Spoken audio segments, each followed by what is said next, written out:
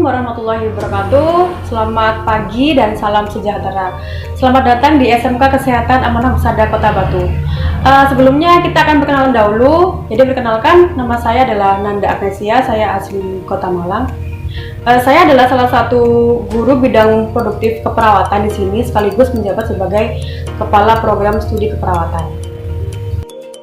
Sebelumnya saya akan bertanya, kenapa sih kira-kira kalian kok ambil keperawatan? Pasti alasannya ada juga yang pertama disuruh sama orang tua, yang kedua adalah memang kemauan dari pribadinya masing-masing.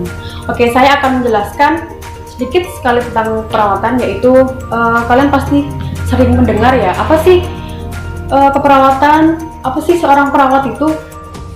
Tentunya nggak asing lagi kan buat kalian.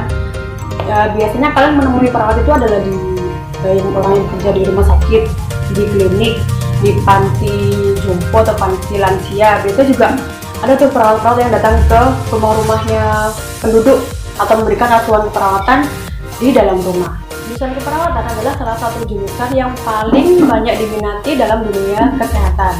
Jadi banyak lulusan keperawatan yang bisa bekerja baik di dalam negeri maupun di luar negeri. Ini sangat banyak sekali ya. Jadi orang-orang Indonesia itu yang sudah mulai bekerja di luar negeri nih. Jadi banyaknya minat dari negara lain tuh untuk mencari lulusan di negara itu sangat tinggi, memang saya akui.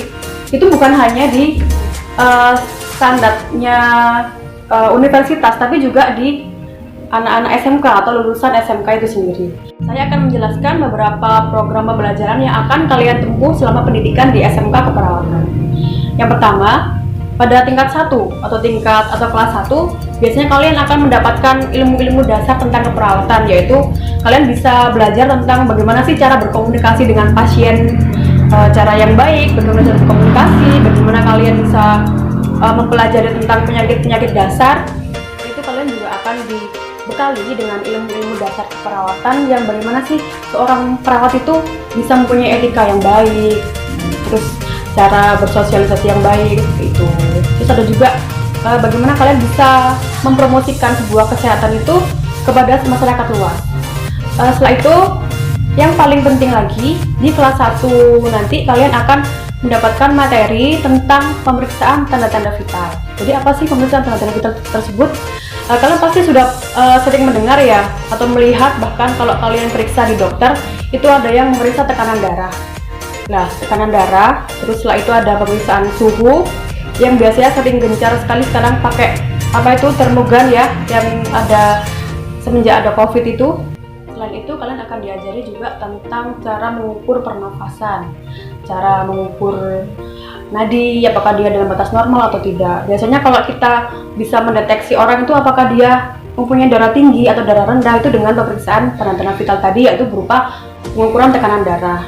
Terus bagaimana suhu orang tersebut, apakah dia masuk demam atau tidak, itu dengan pengukuran suhu. Terus bagaimana kita tahu orang tersebut normal nggak sih denyut jantungnya, atau dia ada kelainan jantung nggak sih, itu ada pada pemeriksaan nadi juga bisa. Lalu juga ada nih mata pelajaran yang lumayan cukup menantang. Jadi di sini adalah kalian nanti akan belajar tentang anatomi fisiologi manusia. Jadi bukan hewan ya. Kalau dulu kan biologi, mungkin kalian lebih ke hewan gitu. Kalau sekarang lebih mendalam lagi tentang yang namanya anatomi fisiologi manusia, bagaimana sistem kerja jantung itu, terus bagaimana sistem kerja pernafasan dan lain-lainnya. Terus kalau memang misalkan ada kelainan, kira-kira apa nih penyakit yang akan terjadi, nanti itu akan kita bahas nanti pada kelas 1 nanti dengan gurunya masing-masing. Oke, pada kelas 2 sekarang ya. Next step kelas 2, yaitu kalian akan mengalami step yang lumayan agak berat sedikit ya. Jadi kalian akan dihadapkan pada PKL atau praktek kerja lapangan. Di sini akan ditempuh kurang lebih 6 bulan. 6 bulan dengan kalian harus menempuhnya di rumah sakit nih, rumah sakit, klinik, bahkan sampai di panti jompo juga. Jadi rumah sakit mana saja itu ada tersebar di Kota Malang dan di Kota Batu. Yang jelas kerjasama kita juga ada dengan rumah sakit milik dari yayasan sendiri, yaitu adalah Rumah Sakit Permata Bunda yang tepatnya berada di Kota Malang, yaitu di Jalan Soekarno-Hatta. Oke, pada kelas 2 juga kalian akan dibekali dengan materi, yaitu berupa materi injeksi. Nah, injeksi ini meskipun agak sedikit menakutkan, tapi itu sangat seru menurut saya. Jadi injeksinya ke siapa Bu? Ke hewan atau ke siapa enggak? Jadi kalian akan menyuntik ya, injeksi itu suntik ya, menyuntik ke teman kalian sendiri. Jadi suntik menyuntik gitu ya. Terus habis itu sakit nggak? Ya nggak sih, relatif. Karena kita akan belajar bagaimana cara menyuntik itu yang nggak sakit. Terus jenis suntikannya juga banyak, jadi nggak hanya satu, jadi ada banyak macamnya. Nanti kalian akan belajar semuanya, tenang aja. Terus habis itu ada juga nih pemasangan infus lah. Infus juga akan kalian diajarkan satu persatu. Bagaimana sih cara menginfus, bagaimana cara menghitung tetesan infus, itu juga diajarkan pada kelas 2. Setelah itu kita next ya ke kelas 3. Berikutnya adalah di kelas 3 nanti kalian akan melalui yang namanya tahap-tahap USK atau uji kompetensi kejuruan. Ini wajib ya, jadi hukumnya itu adalah wajib. Apa sih sebenarnya USK itu?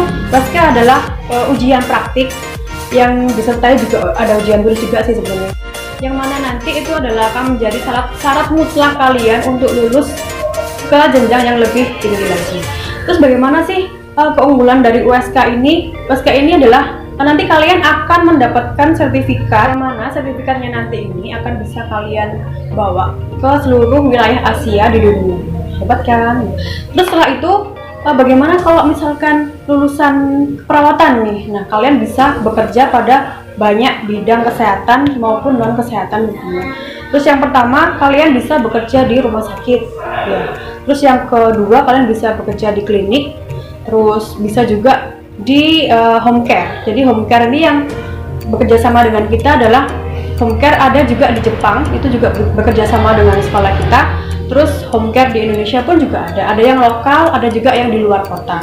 Terus bagaimana sih kok bisa bekerja sama dengan luar negeri? Nah, sejauh ini sekolah kita bekerja sama dengan negara Jepang. Ada satu kakak kelas kalian dulu itu dia sudah hampir berangkat ke Jepang nih, cuma gara-gara ada pandemi COVID ini jadinya di pending.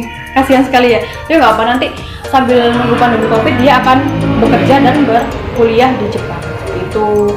Nah, terus untuk home care itu adalah bidang pekerjaan dari keperawatan yang bekerjanya di rumah pasien. Jadi nggak hanya di rumah sakit atau di klinik saja, tapi kalau home care itu jadi kalian nih yang perawat-perawat ini bekerja di rumahnya orang tersebut. Jadi dipanggil atau nggak, kalau nggak gitu setiap bulan atau 2 bulan atau 3 bulan atau bahkan lebih dari 1 tahun seperti itu.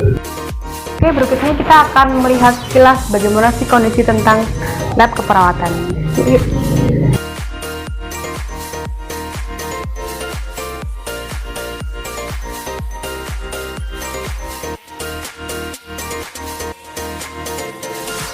Nah, berikutnya ini koleksi pantum kita, dari pantum orang dewasa untuk memandikan pasien, untuk injeksi juga ada.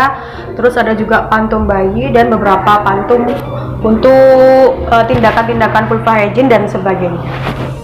Silakan.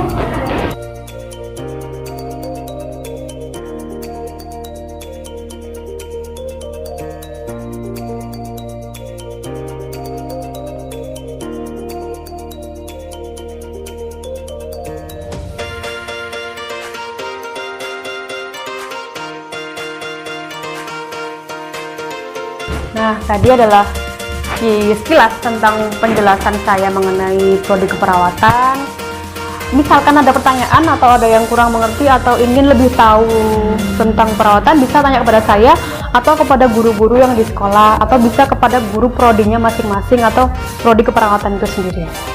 Pesan dari saya, tetap semangat, tetap menjaga kesehatan, dan tetap menerapkan protokol kesehatan. Sekian dari saya, terima kasih karena sudah bersedia bergabung di SMK Kesehatan Amanah Husada. Semoga tetap sehat, semangat terus ya sampai nanti.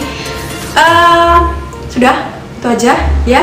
Nanti kita akan sambung kalau kita ketemu lagi. Dah, wassalamualaikum warahmatullahi wabarakatuh. See ya.